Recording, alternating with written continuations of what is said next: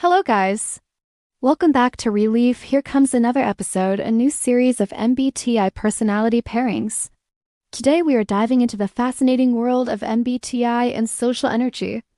First thing first, what we mean by the social cycle?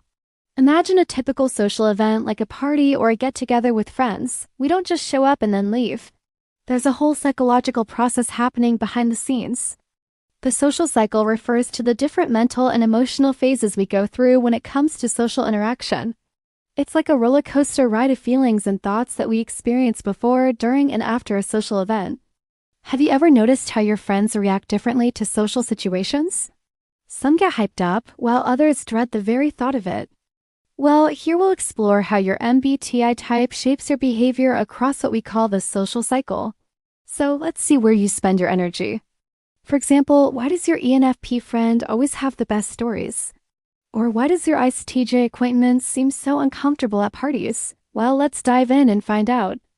Get ready for some laughs and aha moments as we break down the 4 phases: anticipation, interaction, recharge, and reflection. By the end, you might just understand why your INTJ friend always leaves early or your ESFP buddy shows up late but stays forever. First up, we have the anticipation phase, the stage when you first hear about the event or decide to attend. First up, we have the anticipation phase, the stage when you first hear about the event or decide to attend. You start thinking about what to wear, who will be there, and what you'll talk about. The moment when you're either buzzing with excitement or drowning in dread.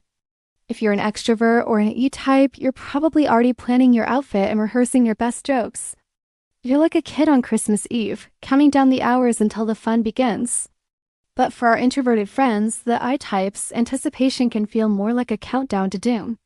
You might be mentally preparing yourself, overthinking every possible scenario, or desperately searching for a way out. And let's not forget about our judging and perceiving types. If you're an J, your calendar is set, you RSVP'd weeks ago, and you might have even sent a few reminder texts. But for our P pals, you might have forgotten about the event entirely until the last minute, but hey, you're ready to roll with whatever happens. Imagine this: an ENFJ is blowing up the group chat, sending memes and hyping everyone up. Meanwhile, an INTP is frantically Googling how to leave a party early without being weird. Next, let's talk about the interaction phase, the main event, the time we've all been waiting for. This is where the magic happens and where MBTI differences really shine. If you're an ESFP or ENFP, you're probably the life of the party, bouncing from one conversation to the next, leaving a trail of laughter in your wake. But for our INFJ and INTP friends, you might be more likely to find a quiet corner and settle into a deep, one-on-one conversation about the meaning of life. And if there's an ESTJ or ISTJ in the room, you can bet they're keeping things running smoothly. They're the ones organizing the game night, making sure everyone has a drink, and keeping an eye on the schedule. But let's not overlook our ISFP and INFP pals. They might be quietly observing the vibe, waiting for the perfect moment to make a heartfelt connection. Picture this: you walk up to a table at a party. The ESTJ is explaining the rules of the game, the ENFP is already best friends with the waiter. And the INTP wait, where'd they go? Oh, they ghosted to the balcony for some air. Now let's move on to the recharge phase. This is where introverts and extroverts really part ways. If you're an introvert, you're probably craving some serious alone time. Whether it's curling up with a book, binging your favorite show, or taking a solo hike in nature, you need that quiet time to recharge your social batteries. But if you're an extrovert, you might be riding the social high, eager to keep the momentum going.